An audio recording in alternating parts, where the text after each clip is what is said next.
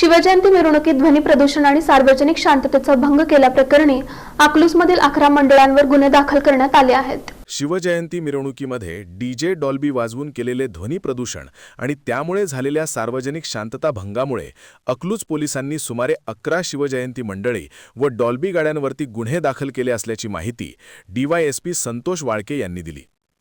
अकलूज परिसरातील मंडळांनी अतिशय आकर्षक आणि भव्य देखावांद्वारे शिवचरित्र लोकांपुढे सादर केले होते। अकलूजच्या सर्वच शिवजयंती मंडळाचे कौतुक होत असतानाच या मंडळांनी मिरवणुकीत मात्र आपल्या मर्यादा ओलांडल्या। अतिशय कर्णकटू आवाजात डीजे डॉल्बी वाजवून अकलूज दणाणून सोडले। तुझा आवाज मोठा की माझा आवाज मोठा अशीच जणू काही स्पर्धा लागली होती। या आवाजामुळे अनेक लहान मुले, वृद्ध नागरिक, दवाखान्यांमधील रुग्ण, प्राणी, पक्षी प्रभावित झाले। त्यातच लेझर लाईटमुळे अनेक नागरिकांना त्रास होत होता।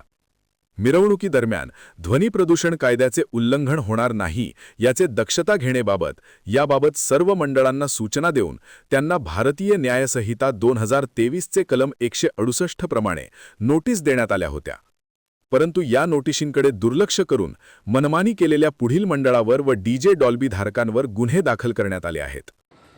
परंतु आम्ही त्या दिवशी नागरिकांच्या तक्रारी प्राप्त होत्या, काही सुमोटो आम्ही रीडिंग घेतले, नॉईजचे व्हिडिओ शूटिंग करून घेतली आणि त्यामध्ये आम्हाला टोटल 11 शिवजयंती मंडळ असे निष्पन्न झाले की ज्याचा आवाजाची मर्यादा ही कायदेशीर मर्यादेपेक्षा जास्त आहे।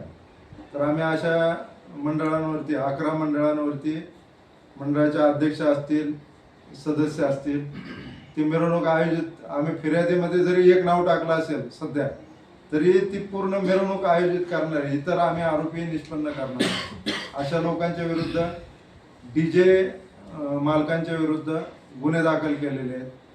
टोटल 11 गुन्हे दाखल केले, त्यापैकी आम्ही आतापर्यंत 7 डीजे जप्त केलेले आहेत।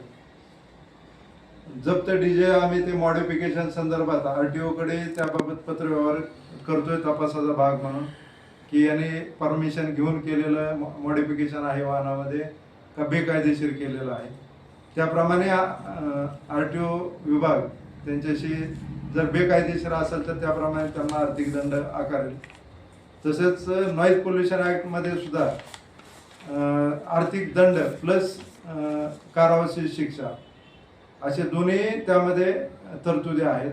तर त्याप्रमाणे आम्ही तपासामध्ये व्यवस्थित तपास करून पुढे कारवाई व्हावी यासाठी प्रयत्न